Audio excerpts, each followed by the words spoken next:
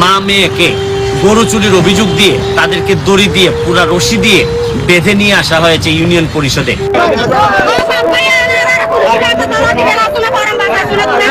Union পরিষদে নিয়ে আসার পর তাদেরকে ইউনিয়নের চেয়ারম্যান সাহেব উনি নিজে পিটিয়েছেন এই মা মেয়েকে। অভিযোগ আছে যে এই পরিবারের প্রতি কুদৃষ্টি পড়েছিল এই চেয়ারম্যান সাহেবের। এটা করতে না পেরে উনি এদেরকে গরু চুরির অভিযোগ দিয়ে নিয়ে আসছেন। গরু চুরির অভিযোগে কক্সবাজারে মা ও মেয়েকে রশি দিয়ে বেঁধে এলাকায় ঘোরানো হয়েছে। এ সময় তাদেরকে মারধর করা হয়েছে বলে জানিয়েছে স্থানীয়রা। পরে তাদেরকে পুলিশের কাছে দেওয়া হয়। ঘটনাটি শুক্রবার দুপুরের। আর ঘটনাস্থল কক্সবাজারের চকরিয়া উপজেলার হারবাং ইউনিয়নের একটি গ্রাম। তবে শনিবার রাত 11টার দিকে এই সংক্রান্ত একটি ভিডিও ও ছবি সামাজিক যোগাযোগ মাধ্যমে ছড়িয়ে পড়লে বিষয়টি জানাজানি হয়। আমি জানি না যে কি হয়েছিল ওই জায়গায়, গরু চুরি কি ওনারা করেছিলেন কিনা, কিন্তু একটা কথা বলতে চাই, বাংলাদেশের যে আইন, এই আইনে কোথাও নাই যে গরু চুরির অভিযোগ থাকলেও বা গরু চুরি করে থাকলেও আপনি এইভাবে জনসমক্ষে দুইজন মহিলাকে আপনি এরকম রশি দিয়ে বেঁধে নিয়ে আসতে পারেন।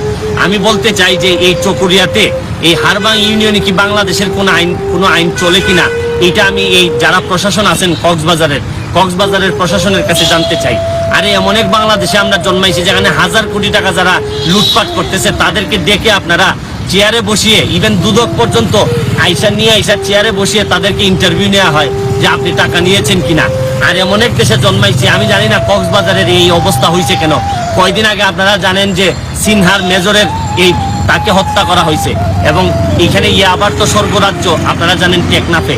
এই কক্সবাজারটা কি বাংলাদেশের বাইরে চলে যাচ্ছে কিনা আমি জানি না।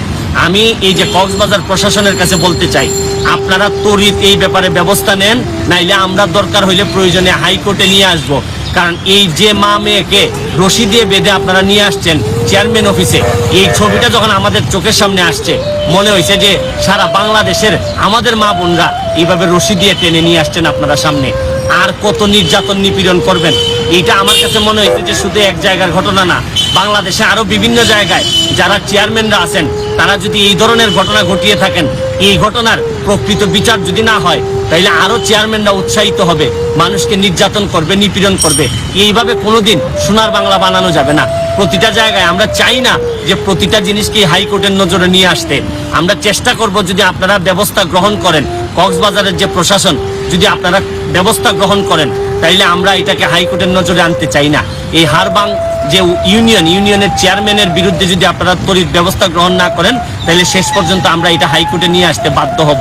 আমি প্রশাসন এবং এখানে যিনি এই ডিআইজি আছেন, ডিআইজি চট্টগ্রাম, তার দৃষ্টি আকর্ষণ করে বলছি যত দ্রুত সম্ভব ব্যবস্থা গ্রহণ করেন, নাইলে কিন্তু পুলিশ এবং যারা প্রশাসন আছেন, প্রশাসনের এই যে স্থানীয় সরকার প্রশাসন যিনি আছেন মন্ত্রণালয়ের মাননীয় মন্ত্রীর দৃষ্টি আকর্ষণ করে বলছি দ্রুত ব্যবস্থা গ্রহণ করেন, নাইলে মানুষের যে একটা এক্সপেকটেশন আছে, এই দেশের প্রতি মানুষের যে একটা দেশপ্রেম আছে, এটা অনেকাংশে কমে যাবে।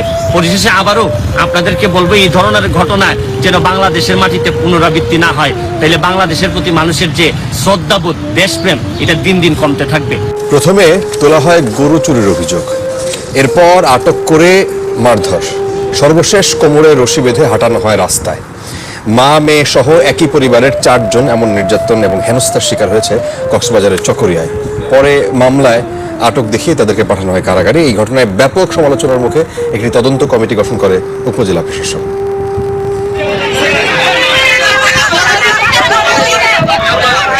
মা মেয়েকে প্রকাশ্যে এই নির্যাতনের ঘটনাটি ঘটে গেল শুক্রবার চকরিয়ার হারবাং ইউনিয়নের পহরচাঁদা এলাকায়। মারধরের পর কোমরে রশি বেঁধে তাদের হাঁটানো হয় রাস্তায়। জানা গেছে, গরু চুরির অভিযোগ তুলে ওই নারী ও তার মেয়ে সহ একই পরিবারের 4 জন ও হারবাংয়ের একজনকে আটক করে স্থানীয়রা। এভাবে নারী লাঞ্ছনার ঘটনাটি ছড়িয়ে পড়লে নিন্দার ঝড় ওঠে এলাকায়। তাদেরকে প্রকাশ্যে যে রশি বেঁধে তাদেরকে যে এলাকায় ঘুরানো হয়েছে, আমরা মনে করি এটা মধ্যযুগের বর্বরতা। সভ্য সমাজে এটা কখনো বেমানা। সত্যিকার অর্থে যদি মা মেয়ে কোনো অপরাধও করে থাকে তাহলে তাদের আইন শৃঙ্খলা রক্ষাকারী বাহিনীর হাতে তুলে দেওয়া যেত, কিন্তু এভাবে 2 জন মহিলাকে নির্যাতন কোনো সভ্য সমাজে মানানসই নয়। যারা এই জঘন্য কাজে জড়িত তাদের দৃষ্টান্তমূলক শাস্তি দাবি করে। মারধরে অংশ নেয়ার অভিযোগ উঠলেও তা অস্বীকার করেছেন হারবাং ইউপি চেয়ারম্যান মিরানুল ইসলাম।